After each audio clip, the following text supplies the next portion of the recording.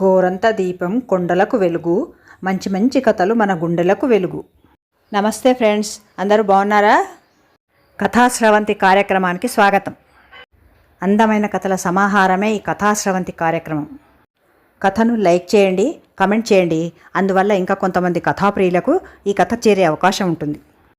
ఇలాంటి ప్రముఖ రచయితల అద్భుతమైన కథలు మీకు వినిపించదలిచాం. అందుకే ఛానల్ని వెంటనే సబ్స్క్రైబ్ చేసుకోండి. కథాశ్రవంతికి స్వాగతం. నేటి కథ సుకన్య. రచన కరుణశ్రీ డాక్టర్ జంధ్యాల పాపయ్య శాస్త్రి గారు. సేకరణ పురాణ భారతి పుస్తకం నుండి. ఇక కథలోకి వెళ్దాం. ప్రియ సఖులారా, రండి రండి, ఇలా ఈ పక్కకు రండి. అబ్బా, ఎంత అందంగా ఉందే ఈ అడవి! ఎన్ని రకాల వృక్షాలు, ఎన్నెన్ని రకాల పక్షులు, మరెన్ని రకాల మృగాలు! ఎంతసేపు విహరించినా తనివి తీరటం లేదు అంటూ చిలికత్తెలతో పలుకుతున్నది శర్యాతి మహారాజు ఏకైక పుత్రిక సుకన్య.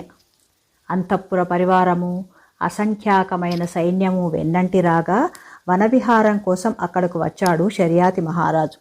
ఆ అడవిలోని సెలయేళ్ల గలగలలు, పక్షుల కువకువలు, పువ్వుల రంగుల హంగులు, ఫలాల రస మధురిమలు ఆలకిస్తూ ఆస్వాదిస్తూ చిలకత్తెలతో కలిసి అటూ ఇటూ చెంగు చెంగున పరుగెత్తుతూ ఆడుకుంటున్నది 16 ఏళ్ల కన్యకామణి సుకన్య. కొంతసేపు అలా విహరించిన సుకన్యకు హఠాత్తుగా ఒక పెద్ద పుట్ట కనిపించింది. పుట్ట నిండా తీగెలు అల్లిబిల్లిగా అల్లుకున్నాయి. పొదలు దట్టంగా పెరిగి ఉన్నాయి.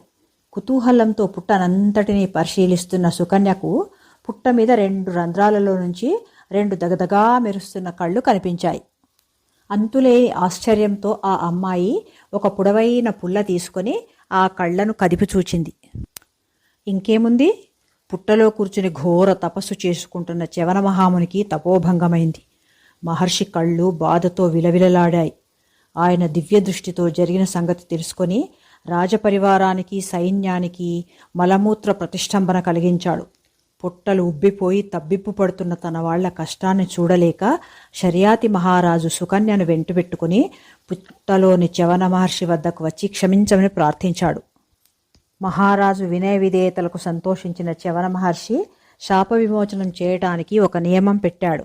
ఆయన శర్యాతి వైపు చూచి, రాజా, నీ పుత్రిక నవయవ్వన విలాసవతినని రాజకుమార్తెనని అహంకరించి ఈ పొరపాటు చేసింది.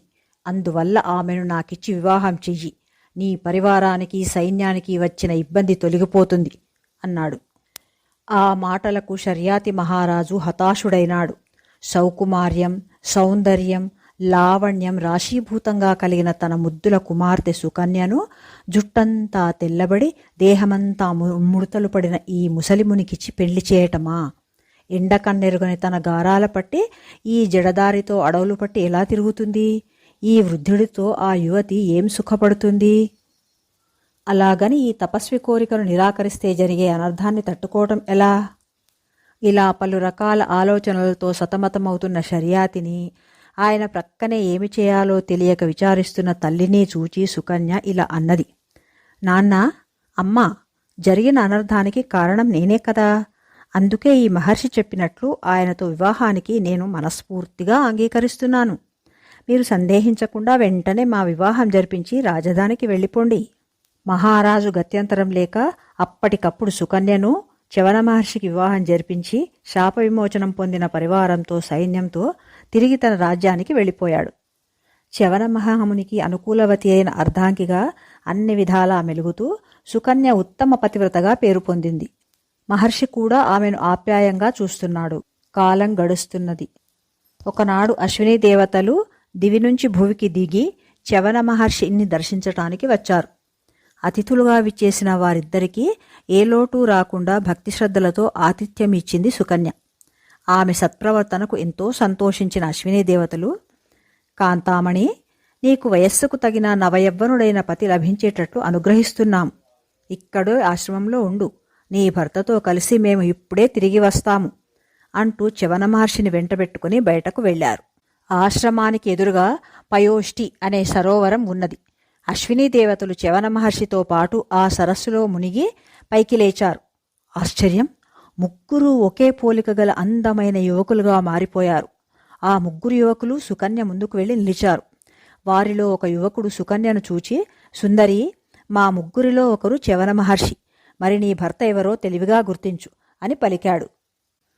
సుకన్య తన ఇష్టదైవమైన పార్వతీదేవిని ప్రార్థించింది. ఈ విపత్కర పరిస్థితి నుంచి కాపాడమని వేడుకొంది. కళ్ళు తెరిచి పరీక్షగా ముగ్గురు యువకులను తిలకించింది. వారిలో ఇద్దరి పాదాలు నేలకు తగలడం లేదు. ఇద్దరి నేత్రాలు రెప్పపాటు లేకుండా అలాగే ఉన్నాయి. ఇద్దరి మెడలలోని పూలదండలు వాడిపోకుండా ఉన్నాయి. ఇద్దరి దేహాలకు చెమట పట్టడం లేదు. ఈ దివ్య లక్షణాలను బట్టి ఆ ఇద్దరు అశ్విని దేవతలని, ఆ లక్షణాలు లేని మూడవ వ్యక్తి తన పతి అయిన చ్యవన మహర్షి అని ఆమె గుర్తించింది. అశ్విని దేవతలు నిజరూపాలు ధరించారు. ఆరోగ్యవంతుడు, యవ్వనవంతుడు, సౌందర్యవంతుడు అయిన చ్యవన మహర్షిని సుకన్యకు అప్పగించారు.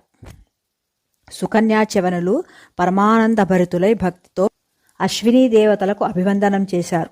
మొదట పొరపాటు చేసినప్పటికీ తరువాత తన తప్పు తెలుసుకుని వినయంతో, సత్ప్రవర్తనతో, పాతివ్రత్యంతో వృద్ధభర్తను యువభర్తగా కావించుకున్న సుకన్యను ఆశీర్వదించి అదృశ్యులైనారు అశ్వినీ దేవతలు. సుకన్యాచవనులు ఎంతో కాలం పాటు సుఖ సంతోషాలతో అన్యోన్య దాంపత్యంతో వర్ధిల్లారు. పరమ సుందరములు ఫలములు సంసార విషమహీజమునకు విలయురెండు, సాధు సంగమంబు సత్కావ్య పఠనంబు లలిత సుగుణజాల తెలుగు బాల.